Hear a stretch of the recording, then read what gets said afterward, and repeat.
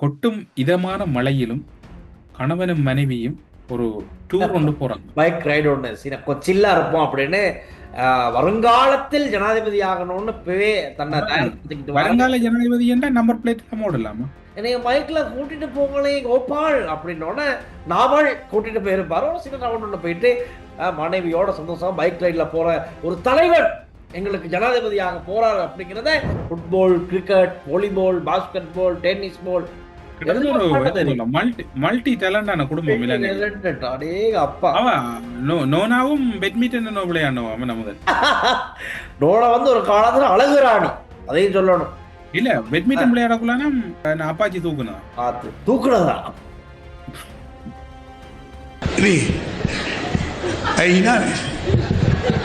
யோசித்த ராஜபக்ச சொல்றாரு, நான் குற்றவாளி இல்ல அப்படின்னு இன்னைக்கு சொல்லியிருக்காரு நீதிமன்றத்துல. அவங்கள விலகிறாங்க, தனியா மாட்டிக்கிட்டு இருக்குது நம்ம யோசித்த ராஜபக்ச. அப்ப இன்னைக்கு சொல்றாரு, நான் இதுக்குமே பொறுப்பு இல்லை, என் மீது வீண் பழி சுமத்துறாங்க.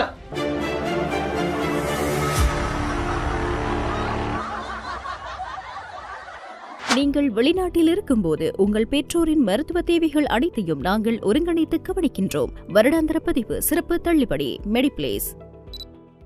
ஸ்ரீ காளிமாதா ஜோதிடம். உலக புகழ்பெற்ற ஜோதிடர் பண்டித் மகாராஜா. காதல், கல்யாணம், உத்தியோகம், வியாபாரம், கல்வி, குழந்தை பாக்கியம் மற்றும் மந்திர சூனிய பிரச்சனைகளுக்கு நிரந்தர தீர்வு. அண்ணா வணக்கம். வணக்கம் வணக்கம் வணக்கம். அப்படி சுகம் நலமாக இருக்கிறீர்களா? இங்கெல்லாம் இப்ப அப்படி குளிர்ல இருக்கோம் நாங்கெல்லாம். இங்க மட்டுமே இல்லை, இங்கேயும் ஒரே குளிர் தான். மழை பெய்யுது, சமர் வந்துட்டுட்டாங்க, ஆனா குளிருது, நடுங்குது, முடியா போகுது. இங்க குளிர் நிலத்திற்கு இப்ப நிறைய தெரிஞ்சானே, மழை பெஞ்சாலே வெள்ளம் தான். ஒரு சில இடங்கள்ல மண் சரிவு அபாயங்கள், அங்கங்க ரோடுகள், அந்த மலையகத்துல, குறிப்பா மலையகத்துல எல்லாம் மண் அங்கங்க சரிஞ்சிருக்கு. சிறிய அளவுல, பெரிய அளவுல இன்னும் எந்த சம்பவம் பதிவாகல. சிறிய அளவிலான மண் சரிவுகள் பதிவாகிருக்கு. அதே மாதிரி புத்தளம், சிலாபம் பக்கமெல்லாம் வெள்ளம், டவுன்லாம் தண்ணி, பண்டாரவளையில வெள்ளம். இப்ப இந்த மாதிரி விஷயங்கள் தான் இப்போ இன்னைக்கு கொஞ்சம் கூட எங்களுக்கு கேட்கக்கூடியதா இருக்கு. என்ன இருந்தாலும் இப்போ சீரற்ற காலநிலை, இலங்கை முழுவதுமாவே சீரற்ற காலநிலை தகவல்கள் தான் எங்களுக்கு கேட்கக்கூடியதா இருக்கு. மக்கள் பாதுகாப்பா இருங்க, பாதுகாப்பான இடங்களுக்கு சென்று தொடர்ந்தும் பாதுகாப்பா இருங்க, அதுதான் சொல்லிக்கலாம். மத்திய வங்காள விரிகுடாவில் காற்றழுத்த தாழ்வு நிலை எதிர்பார்த்த வேகத்தில் நகராமல் கடந்த சில மணி நேரங்களாக குறிப்பிட்ட இடத்திலேயே நிலை கொண்டிருப்பதனால் இலங்கையை விட்டு விலகும் என்று எதிர்பார்க்கப்பட்ட மழையானது வானிலை அடுத்து 48 மணி நேரத்துக்கு பின்னரே விலகும் வாய்ப்புள்ளதாக வானிலை ஆய்வாளரும் கலாநிதியுமாக இருக்கக்கூடிய யாழ் பல்கலைக்கழகத்தின் விரிவுரையாளர், அந்த துறை தலைவராக இருக்கக்கூடிய நாகமுத்து பிரதீப்ராஜ் அவர்கள் இன்றைக்கு தெரிவித்திருக்கிறார். இன்றும் இலங்கையின் வடக்கு, கிழக்கு, மேற்கு, வடமேற்கு, மத்திய, வடமத்திய மாகாணங்களில் பல பகுதிகளில் மிதமான முதல் சற்று கனமான மழைகள் பெய்வதற்கு வாய்ப்பு இருக்கிறதாக பிரதிவராஜ் உண்மையில பல விடயங்களை சரியா கணிச்சவர். அதாவது அந்த நிலநடுக்கம் ஏற்படும் என்ற விவகாரமா இருக்கலாம், பலர் விமர்சனங்களை எல்லாம் முன்வைச்ச சூழ்நிலையிலையும் கூட துணிஞ்சு சொன்னவர். நான் தனிப்பட்ட ரீதியில் லங்காஸ்ரீ எங்களுக்கும் பல செவிகள் தந்திருக்கிறார். அவர் கணிப்புகள் பல நேரங்கள்ல என்றதை விட சொன்ன கணிப்புகள் அண்மையாகத்தான் நடந்து கொண்டிருந்தது. 48 மணி நேரங்களுக்கு பின்னர் கொழும்பு, கம்பகா, களுத்துறை, குருநாகல் மாவட்டங்களின் பல பகுதிகளிலும் கனமானது முதல் மிதமானதுமான மழை கிடைக்க வாய்ப்பு இருக்கின்றது. இதனால் இந்த மாவட்டங்களின் சில பகுதிகள் வெள்ள அனர்த்தம் ஏற்படுவதற்கு சந்தர்ப்பம் இருக்கின்ற கருத்தையும் சொல்லியிருக்கிறார். நாளைய தினம் 15/5/2026 வடக்கு, கிழக்கு, வடமத்திய மாகாணங்களில் பல பகுதிகளிலும் பரவலான மழை இருக்கலாம் என்று கூறப்படுகிறது. நாட்டு நடப்போட எங்களோட இருக்கக்கூடிய நாட்டில் இருக்கக்கூடிய மக்கள் இந்த மழை காலங்களில் கொஞ்சம் பாதுகாப்பா இருங்க. மற்றது உங்களோட வீடுகள் அண்டி இருக்கக்கூடிய பகுதிகளில் இருக்கக்கூடிய குப்பைகள் மற்றும் பல விடயங்களை கொஞ்சம் சுத்தமாக வச்சிருங்க. இந்த மழை நீர்ல வந்து நுளம்புகள் பெருக்கம் பெறலாம், இப்படியான கணக்க சுகாதார பிரச்சனைகளும் இருக்குது. இது வானிலை சம்பந்தமான ஒரு விடயம். ஆனாலும் கூட கொட்டும் இதமான மழையிலும் கணவனும் மனைவியும் ஒரு டூர் கொண்டு போறாங்க, பைக் ரைடு ஒன்று கொச்சில்லா இருப்போம் அப்படின்னு வருங்காலத்தில் ஜனாதிபதி ஆகணும்னு இப்பவே தன்னை தயார்படுத்திக்கிட்டு வருங்கால ஜனாதிபதி என்றா நம்பர் பிளேட் எல்லாம் ஓடலாமா? அதான் நம்ம பிளேட் இல்லாம ஓடுறதுதான் பிரச்சனையே. ஆனா அதுல கார்டில் எழுதி போட்டிருக்காங்க, அது என்ன எழுதி போட்டிருக்காங்க நமக்கு தெரியாது. ஆனா நம்ம பிளேட்ல இருந்தா சொல்லப்படுது, வீடியோல விளங்குது. நம்ம பிளேட் ஒண்ணுல பிராண்ட் நியூ பைக் ஒண்ணு நினைக்கிறேன். மழை டைம், மனைவிக்கு ஒரு ஆசை வந்திருக்கும், என்னைய மைக்ல கூட்டிட்டு போங்களே கோபால் அப்படின்னோடனே நாமல் கூட்டிட்டு போயிருப்பாரு. ஒரு சின்ன ரவுண்ட் ஒன்று போயிட்டு அதை அவங்க ஆதரவாளர்கள் என்னைக்குமே அந்த போட்டோ வீடியோவெல்லாம் பார்த்தா தான் அவங்களுக்கு ஒரு குஷி. ஸோ ஆதரவாளர்களை குஷிப்படுத்த சார் இப்படி எல்லாம் போடணும் தானே. பாருங்க, மனைவியோட சந்தோஷமா பைக் ரைட்ல போற ஒரு தலைவர் எங்களுக்கு ஜனாதிபதியாக போறாரு அப்படிங்கிறத அவங்க குஷிப்படுத்திக்குவாங்க. அவங்கள சிற்றின்பம் காணுதல் அப்படிங்கிறதுல இந்த இது அடங்கும் அப்படி. அதனாலதான் இந்த வீடியோ அது வைரல் ஆகிக்கிட்டு இருக்கு நினைக்கிறேன். ஸ்ரீலங்கா போலீஸை செக் பண்ணிட்டு இருந்தாங்க, இல்ல நம்ம பிளேட்லாம் போறாரு அப்படின்னு. பாப்போம் நாளைக்கு இது என்ன அப்டேட் வருதுன்னு. என்ன அவர் இந்த என்ன பார்லமெண்டத்திலே சொன்னாங்க போய் அவர் சட்டக்கல்லூரி சர்டிபிகேட் எல்லாம் போலண்டு. அன்றைக்கு அவரை சட்டத்தரையும் தானே போடுறேன். ஆனா என்ன இருந்தாலும் இவரை விட்டு கொடுக்காத ஒருத்தர் இன்னைக்கு ஒரு கருத்து சொல்லியிருக்காரு.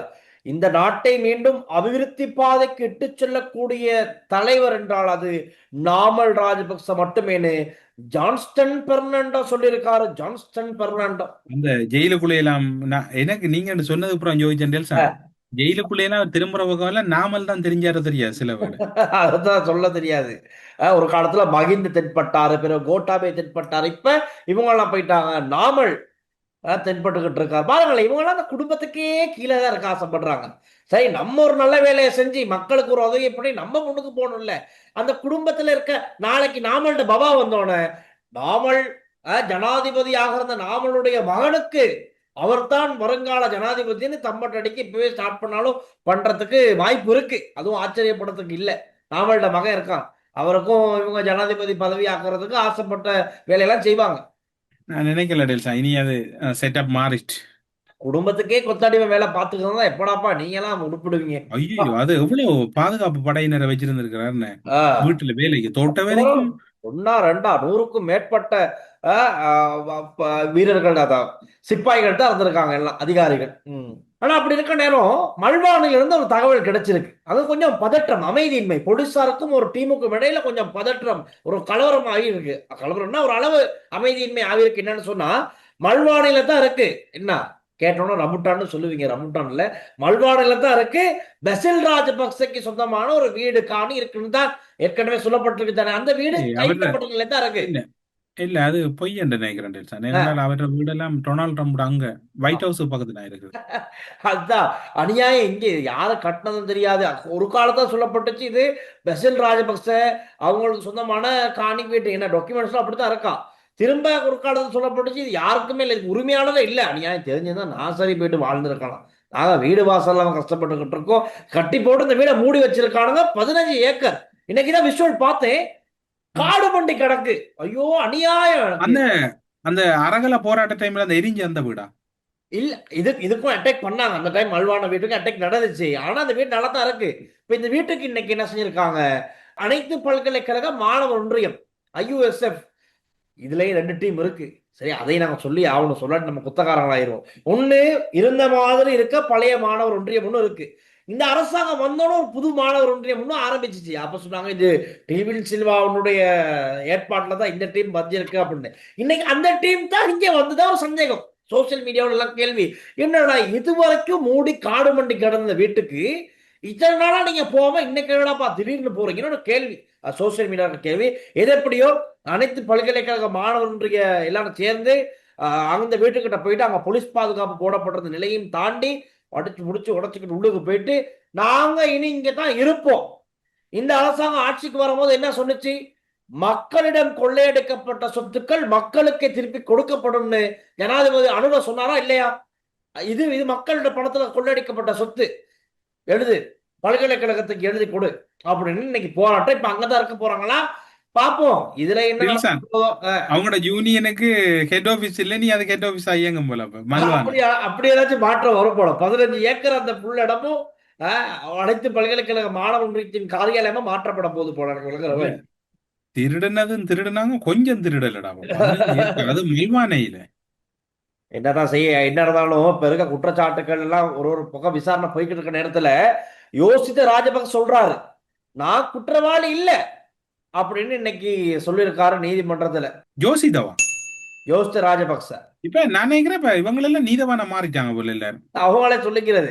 ஏன்னா தேசிய ஆட்சிக்கு வந்து இப்ப கொஞ்சம் அந்த இந்த வழக்குல இருந்து அவங்கள விலக்கிட்டாங்க. ஏன்னா அவங்க வயசு, அவங்க எல்லாம் மறந்துட்டாங்க. எதை கேட்டாலும் I don't know I don't know. நான் நீதவானுக்கும் வெறுத்து போயிடும். என்னடா இந்த நாளும் வந்தோன்னே ஒண்ணுமே நினைவில்லை இந்த ஆட்சிக்கு அப்படின்னோடனே அவங்களும் விளையாடுறாங்க. தனியா மாட்டிக்கிட்டு இருக்கிறது நம்ம யோசித்த ராஜபக்ச. அப்ப இன்னைக்கு சொல்றாரு இது சரி வராது. யோசித்த ராஜபக்ச இது நான் இதுக்குமே சம்பந்தம் இல்லை. பண மோசடி தடுப்பு சட்டத்தின் கீழ் முன்னாள் ஜனாதிபதி மஹிந்த ராஜபக்சவின் மகனான யோஸ்த ராஜபக்சவுக்கு எதிராக முன்வைக்கப்பட்டுள்ள குற்றச்சாட்டினை முன்னெடுத்து செல்ல முடியாது என பிரதிவாதி தரப்பால் முன்வைக்கப்பட்ட ஆரம்ப கட்ட ஆட்சேபனை நீதிமன்றத்தில் நிராகரிக்கப்பட்டிருக்கு.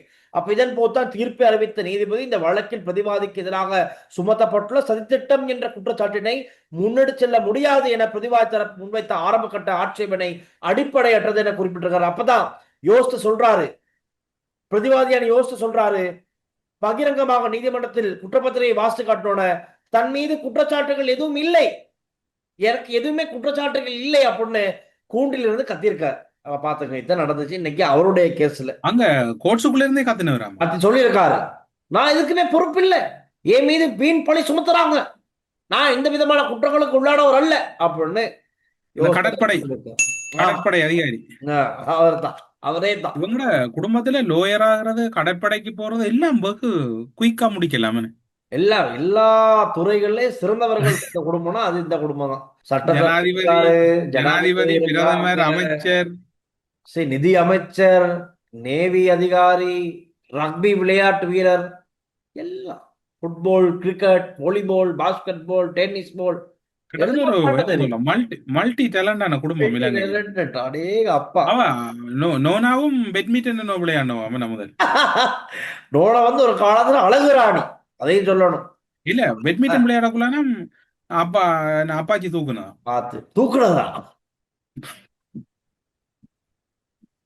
தூக்குனதோ காதலிச்சது, மனத்தை பறி கொடுத்துட்டாரு அப்படின்னு சொல்லலாம். மனதை பறி கொடுத்துட்டாரு.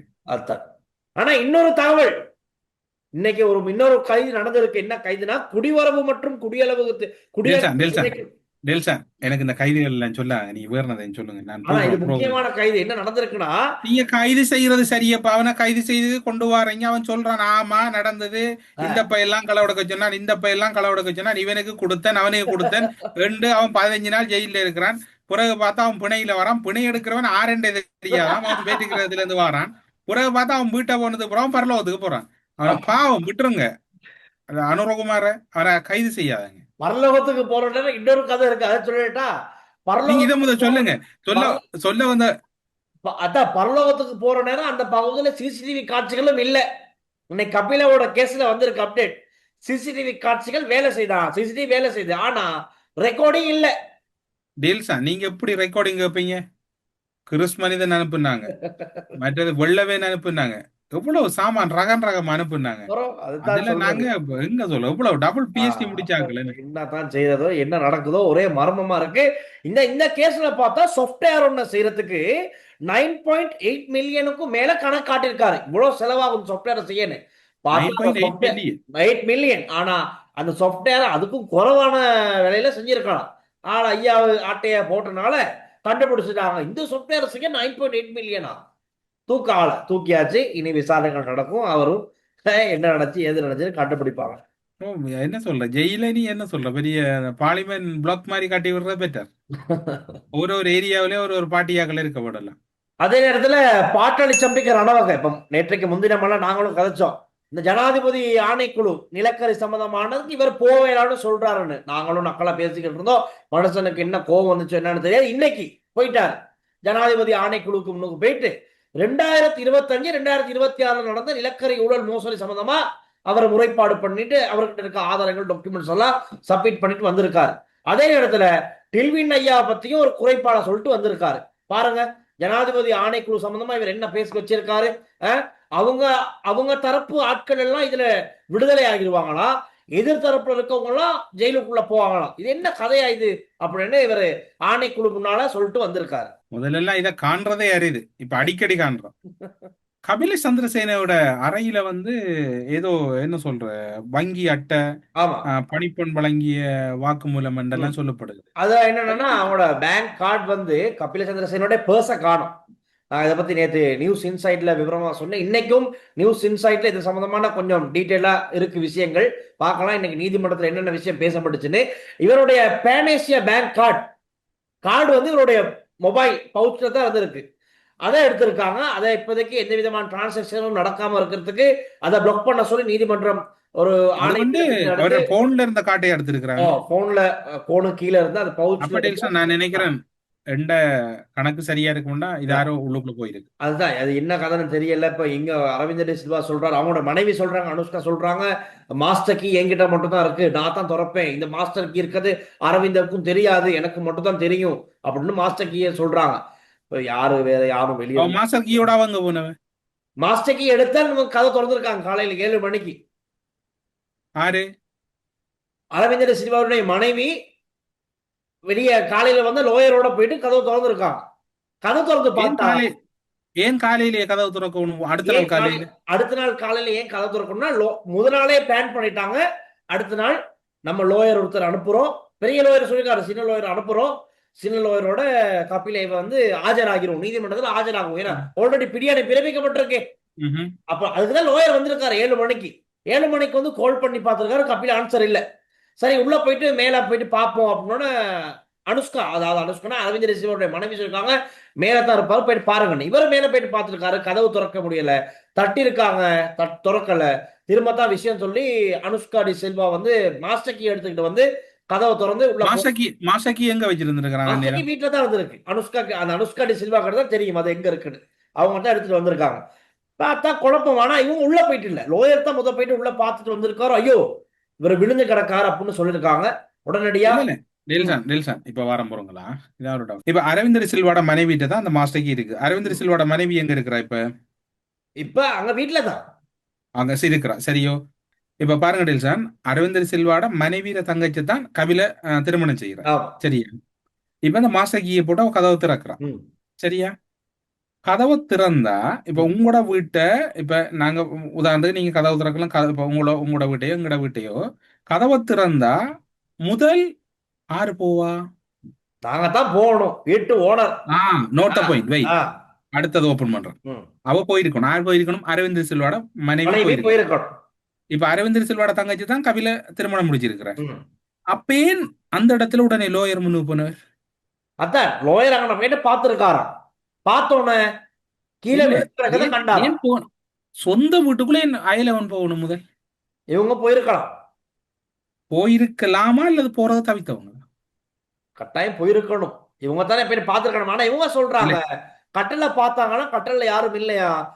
லோயர் ஃபேஸ பார்த்தோன்னா கொஞ்சம் பதட்டம் ஆயிட்டாங்களா, என்னன்னு கேக்குறாங்களா.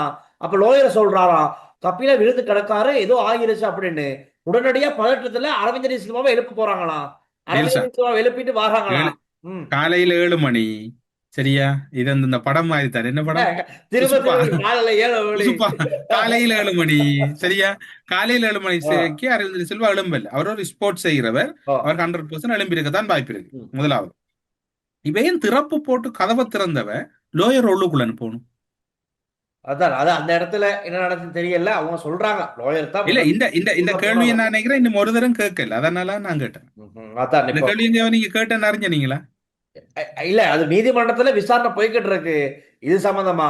சரியா? இப்ப நம்ம வெடி கூட பேசவும் கூடாது, விசாரணைக்கு இது வந்து இது வந்து எங்கட ஜேர்னலிசத்துல நாங்க எங்கட கருத்தை முன்வைக்கிறோம். நீதிமன்றம் இதை ஆய்வுக்கு உட்படுத்தலாம். நாங்க இந்த இன்வெஸ்டிகேஷனுக்கு இன்னும் பலி சேர்க்கிறோம்.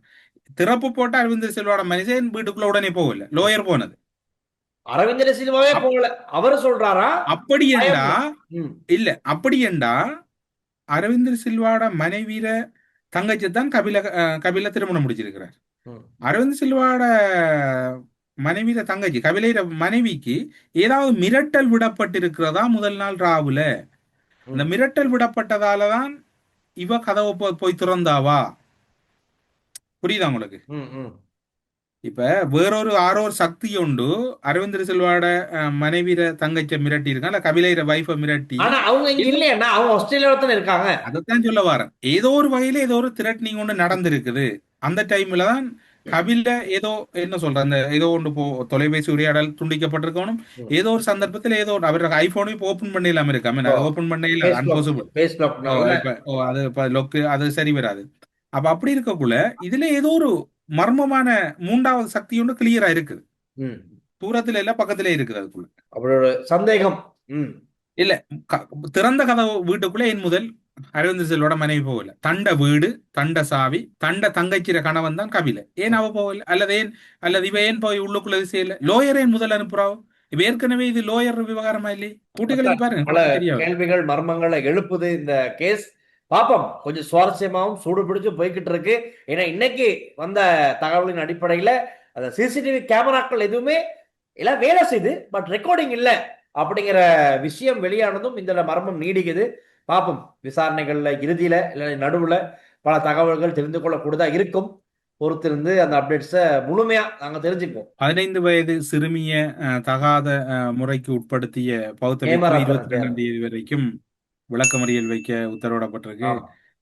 மோடிஜி உங்களுக்கு ஆசீர்வாதம் வழங்கினவர், எலுமண்டா அவரை வந்து ஒரு கால் சிறையில பாருங்க. ஏமரத்துல தேரர். ஆனா அவருக்கு ஆதரவாகவும் பாருங்க, அவரை வெளியெடுக்கிறதுக்கு எவ்வளவு முன்முயற்சியா சட்டத்தரணிகள் எல்லாம் இப்ப தயாராகி இருக்காங்க, அதையும் சொல்லணும். அப்பாடா, ஒரு ஆறுதலான செய்தி. என்னது?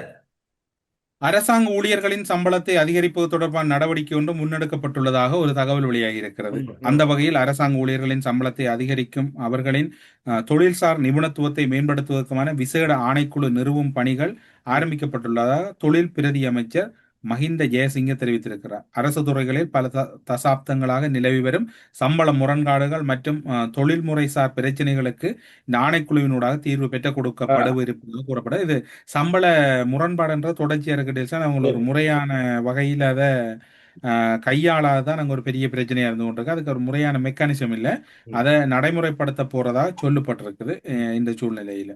மற்றது வானிலை அவதான நிலையம் ஒரு கருத்து சொல்லி இருக்கு. இந்த வெள்ளங்களை பார்க்க போறது, வானிலை அவதான நிலையம் மக்கள்கிட்ட ஒரு பொறுப்பான வேண்டுகோளை விடுத்திருக்கிறேன்னு சொன்னால், இந்த வெள்ள காலங்களில் மிக பொறுப்போட நடந்து கொள்ளுங்க, கவனக்குறைவா நடந்து கொள்ள வேண்டாம்னு சொல்லி இருக்குது. பலரும் வந்து கவனக்குறைவாத்தனா நடந்து கொள்றதால உயிரிழப்புகள், காயங்கள், வெள்ளத்தில் அடித்து செல்லப்படுறது நடக்குதாம். அதுலயும் கொஞ்சம் கவனமா இருக்க சொல்லப்பட்டிருக்கு. ரொம்ப பாதுகாப்பா இருக்க வேண்டிய ஒரு காலகட்டம். கொழும்பிலேயே அடிச்சு ஊத்திக்கிட்டு இருக்கு. இப்ப ஆஃப் ஆகி வீட்டுக்கு எப்படி போறது அப்படின்னு தான் நான் யோசிச்சுக்கிட்டு இருக்கேன். நான் காலையில இந்த ட்ரெஸ்ஸோட வரமாட்டேன். ஒரு விளையாட்டுக்கு ஒரு ஜிம்முக்கு எப்படி போவோம் அந்த மாதிரி தான், ஒரு டி ஷர்ட், ஒரு ஜம்பர், அதை போட்டு ஸ்லிப்பர் பாட்டை 2 போட்டு வந்துடுவேன். வந்து இங்க ஆஃபீஸ்ல ஸ்டெப் எல்லாம் ஆடைகளே மாற்றிக்கொள்றது. மாற்றிக்கிட்டு அந்த குளிர்ல ஐயோயோ நனைஞ்சுக்கிட்டு வந்து இந்த ஏசி கீழே இருக்கணுமே அப்படின்னு கஷ்டப்பட்டு வேலை செய்யறோம். சரி, ஓகே, இப்ப இந்த வாரமே அப்படித்தான் வர்றதுக்கு. ஆனா ரொம்ப தூரங்கள்ல இருக்கவங்களுக்கு, இந்த மலையகத்துல இருக்கவங்க, ஏனைய பகுதிகளில் இருக்கவங்களுக்கு எல்லாத்துக்குமே இந்த மழை வந்து சந்தோஷம் தராது. கொழும்புல இருக்கவங்களுக்கு சில சந்தோஷம் வரும். இவ்வளவு நாளா சூடு, இப்ப மழை பெய்து நல்லா குளிர் இருக்கான்னு. ஆனா மலையகத்துல இருக்கவங்களுக்கு அது நிலைமை வேறு. அவங்க அச்சத்திலேயும் பயத்திலேயும் தான் இருப்பாங்க. ஐயோ இப்படா அந்த மண் சரியா போகுது, ஐயோ வாங்க போவோம் அப்படின்னு ஒரு நிலைப்பாடுல தான் இருப்பாங்க. அதனால ரொம்ப பாதுகாக்கப்பட வேண்டிய ஒரு சமூகம் மலை பாதுகாப்பா இருக்கிறது நல்ல. எல்லாரும் என்ன சொன்னால் போக்குவரத்துகளையும் கவனமா இருங்க. முச்சக்கர வண்டிகளா இருக்கலாம், மோட்டார் சைக்கிளா இருக்கலாம், போகும்போது மிக அவதானமா இருங்க. எல்லாரும் பாதுகாப்பா இருங்க. நாளைக்கு மீண்டும் சந்திப்போம். கட்டாயம் பாதுகாப்பா இருங்க. இன்னும் நாளைக்கு இன்னும் பேசலாம். ரைட், பாய். நன்றி, வணக்கம். நீங்கள் வெளிநாட்டில் இருக்கும்போது உங்கள் பெற்றோரின் மருத்துவ தேவைகள் அனைத்தையும் நாங்கள் ஒருங்கிணைத்து கவனிக்கின்றோம். வருடாந்திர பதிவு, சிறப்பு தள்ளுபடி, மெடிப்ளேஸ். ஸ்ரீ காளிமாதா ஜோதிடம். பிரபல ஜோதிடர் பண்டித் மகாராஜா. தொழில், காதல், திருமணம், குழந்தை பாக்கியம் மற்றும் மந்திர சூனிய பிரச்சினைகளுக்கு நிரந்தர தீர்வு. ஸ்ரீ காளிமாதா ஜோதிடம். உலக புகழ்பெற்ற ஜோதிடர் பண்டித் மகாராஜா. காதல், கல்யாணம், உத்தியோகம், வியாபாரம், கல்வி, குழந்தை பாக்கியம் மற்றும் மந்திர சூனிய பிரச்சினைகளுக்கு நிரந்தர தீர்வு.